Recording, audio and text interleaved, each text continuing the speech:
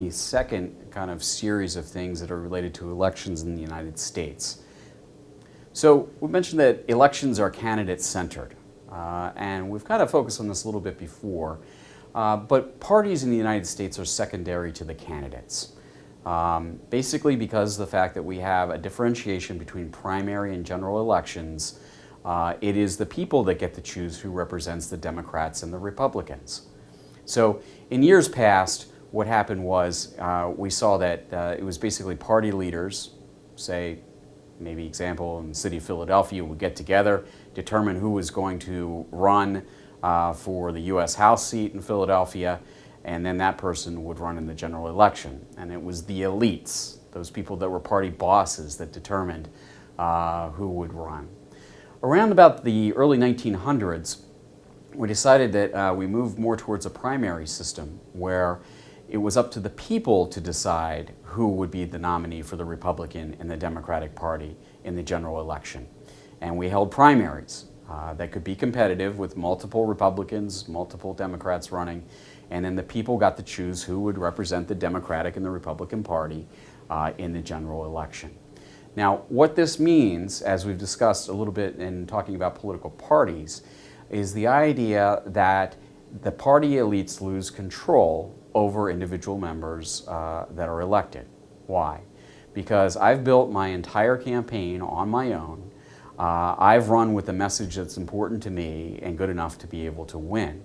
So the party has very little that it can do to me to punish me. And in retrospective, what happens here is that the political parties are weakened by political primaries because whoever wants to be a Republican can run as a Republican, whoever wants to be a Democrat can run as a Democrat, right? So it's really candidate-centered elections rather than political parties. The other thing is that we hold elections continuously in the United States. So here's a little bit of a timetable of what it looks like in Pennsylvania, looking forward to several elections coming up. So in 2017 is a relatively odd number of years, and most states are relatively, I hate to use the word boring, but relatively boring when it comes to elections because we usually only elect local races there. So for example, this spring and fall in Pennsylvania, people will be voting for municipal races, your township councils, in some cases some of your county commissioners, and there will also be races for some state court seats around the state. But again, these are not things that drive people to turn out a lot. These are very low profile elections with very low voter turnout. Next year, next fall, we'll be having a little bit more of excitement. So in Pennsylvania, Senator Bob Casey Jr. will be up for re-election, and this will be the end of his 6-year term, so we'll have a Senate election. We will have our members of the United States House of Representatives, all of them will be up for re-election. We'll also at that point vote for the governor of the state of Pennsylvania. Tom Wolf most likely will run for re-election, and he will have a competitive race with a Republican candidate.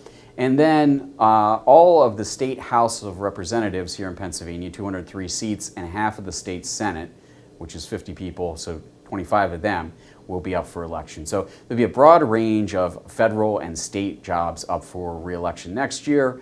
That'll be a pretty high turnout election. Then we get to 2019, and again, we're back to this odd numbered year where essentially you have municipal elections and state court elections, and not very exciting. Philadelphia mayor will be up, Jim Kennedy will be up for re-election at that point in time. Highly unlikely that he'd face any kind of a serious challenge, so that will not be a very high turnout election either. And then finally, we get back to the beginning of the cycle again. In the spring of 2020, we'll have the primary elections. Democrats don't have a natural leader right now that would be running for president, so that'll be a kind of a free-for-all, very interesting. Would not be surprising to see President Trump see a Republican challenger run against him, so that could be exciting as well. It doesn't happen very often. We've got a U.S. House, some statewide officials in the state legislature. So what you see is that in any given year, there are at least 2 elections in Pennsylvania. And if you live in New Jersey, sometimes there are 3 elections in a given year. And this may lead to what we call voter fatigue. In other words, people just not being interested in paying attention to these races. We try to hold the local races in odd number years so that the national issues don't affect what goes on in local races. But that also means people generally don't follow local issues, so that means they don't vote as much in those elections. This all means that there's really pretty much constant campaigning.